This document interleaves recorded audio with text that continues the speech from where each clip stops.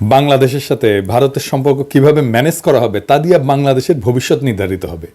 ভারতকে ডিল করতে না পারলে আমাদের স্বাধীনতা সার্বভৌমত্ব থাকবে না, হায়দ্রাবাদ আর কাশ্মীরের মতো খাইয়ে ফেলবে। আমাদের কালেকটিভ মেমোরিতে জায়গায় রাখতে হবে কিভাবে হাসিনাকে সাপোর্ট দিয়া বাংলাদেশকে ধ্বংসের শেষ সীমানায় নিয়ে আসছিল ইন্ডিয়া, বাংলাদেশের উপরে কিভাবে চাইপা বসছিল। আপনি এটা বুঝতে পারবেন খুব ভালোভাবে যখন আপনি দেখবেন ওই ছবিগুলা, যখন ইন্ডিয়ান হাই কমিশনারদের বাংলাদেশের পলিটিশিয়ানদের সাথে যখন কথা বলতো তখন তাদের বডি ল্যাঙ্গুয়েজ দেখবেন, তারা যেভাবে বসে কথা বলে। দেখেন এই যে দোরাই স্বামীরা, দেখেন ও দোরাই স্বামী না, ও বাংলাদেশের স্বামী হয়ে উঠছিল। দেখছেন বাঞ্চত কেমনে বসছে। একজন পূর্ণাঙ্গ সচিবও না, কিন্তু একজন অতিরিক্ত সচিবের পদমর্যাদা, একজন রাষ্ট্রদূতের, সে একটা মন্ত্রীর সামনে কেমনে বসে, কেমনে কথা বলে। দেখেন ও ডিক্টেট করতেছে বড় লাটের মতো। আর হাসিনার মন্ত্রী শালা ভালসিউন, ও মনে হয় প্রভুর সামনে বসে আছে, দেখে মনে হচ্ছে না কেন্দ্রে দিবে। আবার দেখেন রাজশাহীর সিটি মেয়র, প্রতিমন্ত্রী পদমর্যাদা একজন, সহকারী হাই কমিশনের সামনে কিভাবে বসে। তবে আজকে আমি খুব খুশি, আঙ্গেরের টোলা মন্ত্রীর সামনে প্রণয় ভার্মা বসেছে কিভাবে, দেখেন মনে হচ্ছে প্রণয় ভার্মাই কেন্দ্রে দিবে। সাব্বাস বড় ভাই, আপনাদের অভিনন্দন, টুপি খোলা অভিনন্দন। আপনারা টোলা মন্ত্রী বলে ডাকবো না, আপনি রেসপেক্ট আর্ন করছেন। এই প্রণয় ভার্মা আসাদুজ্জামান খান কামাল আর কুমড়া পটাশের সঙ্গে যখন বসে তখন ক্যাঙ্কা করে বসে, দেখেন দেখেছেন। এইটা সে পাশাপাশি দেখান, আঙ্গেরের বড় ভাই আর কুমড়ো পটাশ আর আসাদুজ্জামান খান কামাল তিনজনেরটা পাশাপাশি দেখান, দেখেছেন। তো ওই জিঙ্কা করে বসিছে প্রণয় ভার্মা, এটা ফোরা হইলে না ইঙ্কা করে বসে রোগীরা। তবে বড় ভাই জেনারেল জাহাঙ্গীর সাহেব এটা যদি পাসার পড়ার কারণে বসে থাকে ইঙ্কা করে, তাহলে গেলে আপনার ক্রেডিট দেবো না, থুক্কু কয়ে গেল প্রশংসা ঘুরে নেব। যাই হোক, বাংলাদেশের উপরে ভারতীয় প্রভাব কিভাবে কাজ করে, অনেকভাবে করে, এর একটা দিক দিয়ে কাজ করে, সেটা আমরা কখনো আলাপ করি না। আজকে ওই আলাপটা করবো। আর একটা গুরুত্বপূর্ণ দিক দিয়া ইন্ডিয়া আমাদের উপরে বহুমাত্রিকভাবে প্রভাব বিস্তার করে, সেটা আলাপ করি। ধরেন জাতিসংঘ, আন্তর্জাতিক সংস্থাগুলা, এগুলো বিভিন্ন দপ্তরে যারা বাংলাদেশ দেশ নিয়ে কাজ করে তারা কারা? বেশিরভাগ ক্ষেত্রে এরা ইন্ডিয়ান। ধরেন একটা এক্সাম্পল দিই, আইএলও বাংলাদেশ চ্যাপ্টার দেখা হয় কোথায় থেকে? দিল্লি থেকে।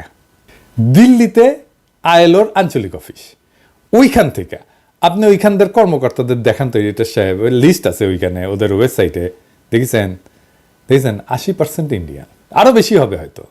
এখন দেখেন হাসিনা আমলে HRW বিবৃতি দেয় শ্রমিকদের অধিকার নিয়ে, কিন্তু আইএলও কোনোদিন দিছে কোন শ্রমিক অধিকার নিয়ে কথা বলছে? এই যে এত শ্রমিক মারা গেল, গুম হইল, খুন করলো এত শ্রমিককে, কোনোদিন কিছু বলছে? কিচ্ছু বলে নাই। আন্দোলন করতে যায় নিখোঁজ হয়েছে কতজন দেখেন, কখনো বিবৃতি দিছে? দেয় নাই। শ্রমিকদের আন্দোলন করতে গিয়া পুলিশের গুলিতে নিহত হয়েছে, আইএলও কোনোদিন বিবৃতি দিছে? আজ আমিনুলকে যে শ্রমিক নেতা, এটা একটা খুবই সেন্সেশনাল ঘটনা ছিল, আপনি জানেন না? আমিনুলকে তুলে নিয়ে যায় র্যাব, তারপরে ক্রস ফায়ারে দিয়ে মারে, তারপর মাইরে ফেলায় দিয়ে যায় ডেড বডি। অনেকদিন আগের কথা, আজকে আশুলিয়াতে, অনেকে হয়তো জানেন না। আইএলও কোনোদিন বিবৃতি দিছে? দেয় নাই। কিন্তু এই এখন দেখবেন এই যে শ্রমিক এলাকাতে গ্যাঞ্জাম হইতেছে না, এখন দেখবেন আইএলও কি বলে, সে এসে বলবে তোমরা সিবিআই আছে। সিবিআই মানে জানেন তো, শ্রমিকদের পক্ষে কথা বলার বৈধ প্রতিনিধি। এটা আন্তর্জাতিক আইনে স্বীকৃত, মানে কালেকটিভ বার্গেনিং এজেন্ট বলে। শ্রমিকদের পক্ষে কথা বলবে। প্রত্যেকটা প্রতিষ্ঠানের, প্রত্যেকটা শ্রমিক এলাকায়, প্রত্যেকটা ইন্ডাস্ট্রিতে একটা করে সিবিআই থাকে। ইভেন আমি যেখানে চাকরি করি প্যারিসে, সেখানে এই কোম্পানিরও সিবিআই আছে। হাসিনা আমলে কিন্তু সিবিআই ছাড়া চলতে পারবেন, বিশেষ ত্রিকোঠায় মাপ। হাসিনা বা আমলিক ক্ষমতা থাকলে যেভাবে ডিল করে বাংলাদেশের সাথে, অন্য কেউ ক্ষমতা থাকলে ঠিক উল্টাভাবে ডিল করবে। মানে আমলিক ক্ষমতা থাকলে তাদের পৌরুষ, পেশাদারিত্ব, এথিক্স, নৈতিকতা সব পোতায় যায়। আবার অন্য কেউ ক্ষমতায় আসলে তখন দিল্লির আইএলও কর্মকর্তাদের পৌরুষ জেগে ওঠে। এটা হইতেছে আমাদের সমস্যা, বড় সমস্যা। জাতিসংঘ সহ সকল আন্তর্জাতিক প্রতিষ্ঠানকে আমরা আহ্বান জানাই, আমাদের কখনো ভারতের সাথে একসাথে রাখবেন না। মানে আমাদেরকে যখন ট্রিট করে তখন ভারত যেই গ্রুপে থাকে সেই গ্রুপে আমাদের রিপোর্টিং যেন ভারত না হয়। পাকিস্তানের ভারত কি একই অঞ্চলে আছে? নাই তো। জাতিসংঘের আন্তর্জাতিক সংস্থা ভারতকে দক্ষিণ পূর্ব এশিয়ার আওতাধীন আঞ্চলিক অফিস থেকে দেখা হয়, যার কেন্দ্রবিন্দু সাধারণত ব্যাংকক হয়, নিউ ইয়র্ক হয় অথবা দিল্লি। অন্যদিকে পাকিস্তানকে সাধারণত পশ্চিম এবং মধ্য এশিয়ার আওতাধীন আঞ্চলিক অফিস থেকে পরিচালনা করা হয়।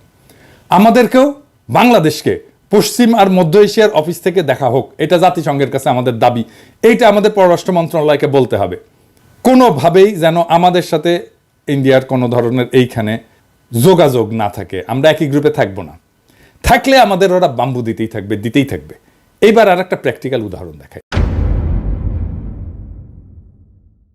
আসেন আমরা কয়েকটা নাম দেখি, আপনারা অন্যভাবে নিয়েন না, মানে দামগুলো দেখেন বাংলাদেশে কাজ করতেছে এমন একটা আন্তর্জাতিক প্রতিষ্ঠানে, ধরেন ড্যানিশ রিফিউজি কাউন্সিলের কান্ট্রি ডিরেক্টর, কি নাম? সুমিত্রা মুখার্জি। ক্রিস্টিয়ান এইড, কি নাম? পলাশ দাস। প্ল্যান ইন্টারন্যাশনাল, কি নাম? Kabita Bose. World Vision, Suresh Bartlett. Concern Worldwide, Suresh Kumar Agarwal. Oxfam, Ashish Damle. CARE, Ramdas. Save the Children, Suman Dasgupta. কিছু কিছু ক্ষেত্রে হয়তো পরিবর্তন হয়ে গেছে, এমন হইতে পারে, আমি তো নেট থেকে নিছি নামগুলা, কিছু কিছু ক্ষেত্রে হয়তো হয়ে গেছে যে এখন চলে গেছে, কিন্তু আপনার যেটা আমি বলতে চাইতেছি সেটা হচ্ছে বেশিরভাগ আন্তর্জাতিক সংস্থার হেড ইন্ডিয়ান, মানে ইন্ডিয়ান ছাড়া অন্য দেশের লোক আসতেছে না বাংলাদেশে, না চাইলে বাংলাদেশে আইসেন না, কাজ করেন না, ইন্ডিয়ান কোম্পানি বাদই দিলাম, মানে ইন্ডিয়ান কোম্পানিগুলো কিন্তু বাদ দিছি, মানে বাজাজ আছে, টাটা আছে, এয়ারটেল আছে, ম্যারিকো আছে, সান ফার্মা, তাও দেখছেন একদম আন্তর্জাতিক প্রতিষ্ঠান কিন্তু সেইখানে ইন্ডিয়ান দিয়ে রাখছে। সবাইকে বলে দিতে চাই, আগামী বছর আমরা কোনো ভারতীয় প্রধান দেখতে চাই না। বাংলাদেশের প্রতিষ্ঠানগুলোতে 4 মাস তো আছে, এরপরে কিন্তু অফিস ঘেরাও করব। কোনো অপ্রীতিকর অবস্থা এড়াইতে চাইলে আগেই ভাগেন ভাইয়েরা আর বোনেরা, পরে কোয়েন না, টাইম দেই নাই। আমার ক্ষুদ্র ভ্রাতার ভগিনীদের বলি, সব অফিসগুলো চিনে রাখবেন, আমরা জানুয়ারিতে আবার চেক করব, তখন যদি কোনো ইন্ডিয়ান থাকে অফিসে তাহলে কলে খবর আছে। হ্যাঁ, বাংলাদেশকে ভারতের জন্য হোস্টাইল টেরিটরি করে তুলব। আমার মাটিতে বিডিআর বিদ্রোহের নামে আমার সেনা অফিসারকে হত্যা করে আবার আমাদের সেনারা তাদেরকে উদ্ধারের জন্য যাইতে চাইলে বলো সেনা অভিযান করবা? এত মজা? ফেলানিকে মাইরা কাটাতারে ঝুলায় রাখবা, বাদ দিয়া নদী শুকায় আর বাদ ছেড়ে ডুবায় মারবা, আমাদেরকে উই পোকা বলবা, আর হাসিনাকে ক্ষমতায় রাখবা, আমাদের বুকের উপর দিয়ে ট্রানজিট নিবা, সব হান্দাই দেব পিছন দিয়া তেল ছাড়া। ইন্ডিয়ার সাথে আগামীতে কেমনে ডিল করতে হবে? ইন্ডিয়া তো সবসময় আমাদেরকে অধীনস্থ করে রাখার চেষ্টা করবে, পা চাপা দিয়ে রাখার চেষ্টা করবে, কেমনে এটা থেকে উদ্ধার পাবেন? আমাদের সাথে যা যা করছে হাসিনা আমলে, তার জন্য ইন্ডিয়ার সাথে কুত্তার মতো ব্যবহার করার বৈধ আর নৈতিক অধিকার আমাদের জন্মাইছে। হাসিনা যে ম্যাসাকার করছে তার পুরা দায়িত্ব ইন্ডিয়ার। হাসিনা যে ইন্ডিয়ার দাসী ছিল সেটা তো হাসিনাকে আশ্রয় দিয়ে প্রমাণ করছে, তাই কোনো মাপ নাই ইন্ডিয়ার। ইন্ডিয়ার লগে কোনো খাতির নাই। বাংলাদেশের কোনো উপদেষ্টা, বাংলাদেশের কোনো পলিটিশিয়ান যদি বলে যে আমরা ভারতের সাথে সম্পর্ক চাই, তার কলে খবর আছে, হ্যাঁ আমরা ধরবো তারে। আমেরিকা ইন্ডিয়ারে সর্বতভাবে সাপোর্ট দিয়ে গেছে, তাই ইন্ডিয়ার সাথে প্রকাশ্য শত্রুতা আর আমেরিকার সাথে শীতল সম্পর্ক, এটাই হবে আমাদের পররাষ্ট্রনীতি। ভারতের সাথে হওয়া সব চুক্তি বাতিল করতে হবে, বাংলাদেশে ভারতীয়দের চাকরি নিষিদ্ধ করতে হবে, বাংলাদেশে ভারতীয়দের বিনিয়োগ বন্ধ করতে হবে, যে সমস্ত ভারতীয় কোম্পানি আছে সেগুলো বিশেষ অডিট করতে হবে, বাংলাদেশের শ্রম আইন, পরিবেশ আইন আছে না, কর পরিশোধ করছে কিনা, ভ্যাট পরিশোধ করছে কিনা, কোনো অনৈতিক কাজ করছে কিনা, এগুলো দেখতে হবে। আমি একটা এক্সাম্পল দিতে পারি কেমনে ধরা যাবে। হ্যাঁ, যেমন সান ফার্মা বাংলাদেশে কাজ করে না, ইন্ডিয়ান ফার্মা, ওই সান ফার্মা তো ডাক্তারদের ঘুষ দিয়ে প্রেসক্রিপশন লেখা হয়, এটা প্রমাণ করা 1-2 এর কাজ। এই অ্যালিগেশনে এই কোম্পানিকে বন্ধ করে দেওয়া যায়। সব ইন্ডিয়ান কোম্পানি ঘাপলা আছে, সেগুলো ধরা হবে। বাংলাদেশে ভারতের অর্থনৈতিক স্বার্থকে শূন্য করে দিতে হবে, কারণ আমাদের সব সময় মনে রাখতে হবে ভারতের সম্ভাব্য আগ্রাসন বাংলাদেশের উপরে। ভারতের ইতিহাস আছে, হায়দ্রাবাদকে দখল করে ফেলছে না, কাশ্মীরকে দখল করে ফেলছে না, সিকিমকে দখল করে ফেলছে না, ভুটানকে তার স্বাধীন পররাষ্ট্রনীতি পার্সু করতে দেয় না, একটা স্বাধীন দেশকে, এক্সাম্পল আছে না? তাই আমাদেরকে সবসময় মনে রাখতে হবে ভারত আগ্রাসন করতে পারে। তাইলে আমরা কি করতে হবে? আমাদের মিলিটারি মাইট বাড়ানো, সশস্ত্র বাহিনীর সক্ষমতা বাড়ানো। আগের এপিসোডে বলছিলাম পারমাণবিক বোমা লাগবে আমাদের, সেটা করতে দেরি হলে এখন আমাদের লং রেঞ্জ মিসাইল লাগবে, যেন দিল্লিতে আঘাত আনতে পারে এইরকম মিসাইল লাগবে। চীনের সাথে বাণিজ্যিক আর সামরিক সম্পর্ক বাড়াইতে হবে, প্রয়োজনে ভারত বিরোধী সামরিক জোট তৈরি করতে হবে, ওরা দৌড়ের উপরে রাখতে হবে সবসময়। আন্তর্জাতিক সম্প্রদায়ের সাথে কূটনৈতিক সম্পর্ক জোরদার করতে হবে, বিশেষ করে দক্ষিণ এশিয়ার অন্যান্য দেশ যেমন চীনের সাথে, রাশিয়ার সাথে, এরকম শক্তিধর দেশগুলোর সাথে কৌশলগত সম্পর্ক গড়ে তুলতে হবে। জাতিসংঘের অন্যান্য আন্তর্জাতিক ফোরামে বাংলাদেশকে সক্রিয় হতে হবে, যাতে ভারতের সম্ভাব্য আক্রমণ বা আগ্রাসনের বিরুদ্ধে আন্তর্জাতিক সমর্থন পাওয়া যায়। বিজেপিকে আধুনিক প্রযুক্তি এবং গোয়েন্দা তথ্যের সাহায্যে আরও দক্ষ করতে হবে, সীমান্তে যেন আমার নাগরিককে গুলি করার সাহস না পায়। আমাদের সীমান্তের ভিতরে ঢুকে বিএসএফ গুলি চালায়। এইবার আমাদের বলতে হবে, আহো ভাতিজা আহো। আমাদের সীমানার মধ্যে ঢুকলে ট্যাঙ্গে রাখা হবে, পা উপরে মাথা নিচে। ট্রেনিং তো আছে, এই ঠোলা মেরে ট্যাঙ্গে রাখা হয়েছিল না, কামটা ভালো হয়েছিল কলে। হাসিনাক পেলে একইভাবে ট্যাঙ্গে রাখা হবেনি, ওই ইতালিক মুসলিনিতে একইভাবে ট্যাঙ্গে রাখা হয়েছিল। তাই আমাদেরকেও বর্বর করতে পারবে না। আপনি একটা বিএসএফ রে ট্যাঙ্গে রাখেন, উই আর জিন্দেগিতে বাংলাদেশের নাগরিকের উপর গুলি ছুড়বি না, বাংলাদেশে সীমান্ত ক্রস করে ভিতরে ঢুকবি না, লিগে রাখতে পারেন। এবং আমাদের একটা জাতীয় ঐক্য তৈরি করতে হবে শিশু অবস্থা থেকে।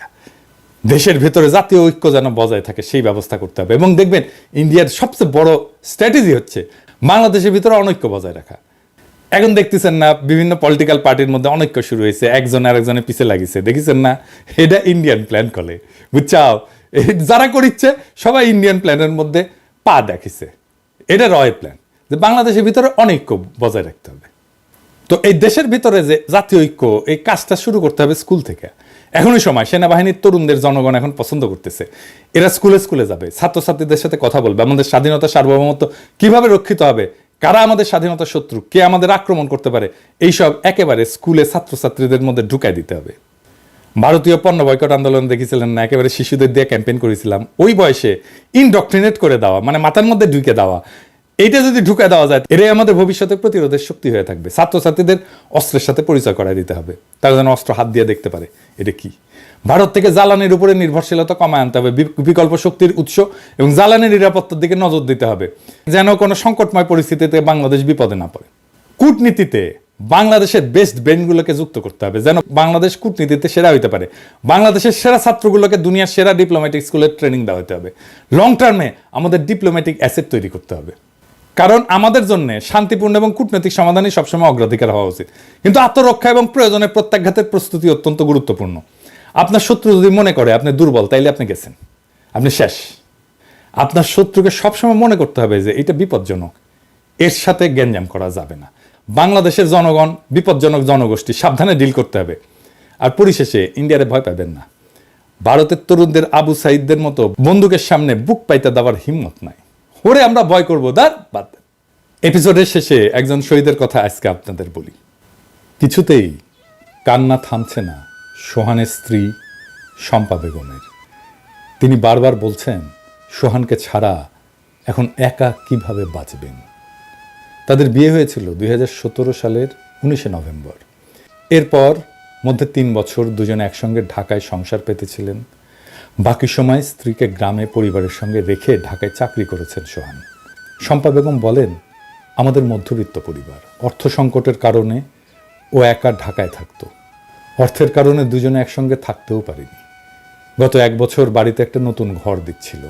সে আমাকে বলেছিল, শম্পা, আমি আর তুমি এই ঘরে থাকব। ঢাকার CMH-এ স্বামীর সঙ্গে শেষ কথা হয়েছিল শম্পার। তখন সোহান শম্পাকে বলেছিল, তুমি কেঁদো না, আমার কিছুই হবে না। তবে সোহান আর ফেরেননি। অস্ত্রোপচার করে শরীর থেকে বুলেট বের করা গেলেও রক্ত বন্ধ করা যায়নি। 18 ব্যাগ রক্ত দিয়েও বাঁচানো যায়নি সোহানকে। সংসারের অভাব থাকলেও ভালোবাসার কমতি ছিল না।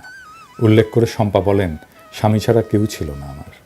সে সব সময় সব ধরনের পরিস্থিতিতে আমার পাশে থেকেছে। সে বলতো, চিন্তা করো না, আমি তোমার পাশে আছি। আল্লাহ আমাকে একটা সন্তানও দেননি, আমি এখন কিভাবে বাঁচব। সোহান শাহ গুলিবিদ্ধ হয়েছিলেন 19 জুলাই শুক্রবার বিকেল 4:30 দিকে রামপুরা CNG পাম্প এলাকায়। তখন তার সঙ্গে ছিলেন 2 সহকর্মী, অলিউল ইসলাম আর নূর হোসেন। সেদিন আন্দোলনে যাওয়ার বিষয়ে অলিউল ইসলাম বলেন, চোখের সামনে অনেক ছাত্র ভাইদের মরতে দেখেছিলাম, আমরা ঘরে বসে থাকতে পারিনি। এই ছবিটা দেখেন, অপারেশন থিয়েটারে যাবার আগে তার মায়ের সাথে ছবি। সোহান বলেছিল, মা তুমি টেনশন করো না, আমার কিচ্ছু হবে না, আমি সুস্থ হয়ে ফিরে আসব। সোহানের কথা সত্যি হয়নি। সোহান আর ফেরেনি। কি তরতাজা ছেলে একটা। গুলিবিদ্ধ হওয়ার 39 দিন পর 27 আগস্ট ঢাকার CMH-এ চিকিৎসাধীন অবস্থায় শাহাদাত বরণ করেন সোহান। প্রত্যেকটা শহীদ মৃত্যুর জন্যে ইন্ডিয়ার দায় আছে, কারণ ইন্ডিয়া তার দাসী হাসিনাকে জনগণের অধিকার হরণ করে বাংলাদেশের ক্ষমতায় রেখেছিল। এই শহীদদের মৃত্যুর জন্যে প্রত্যক্ষ আর পরোক্ষভাবে দায়ী ইন্ডিয়া। এটা আমরা কখনোই বিস্মৃত হব না। ইনকিলাব জিন্দাবাদ।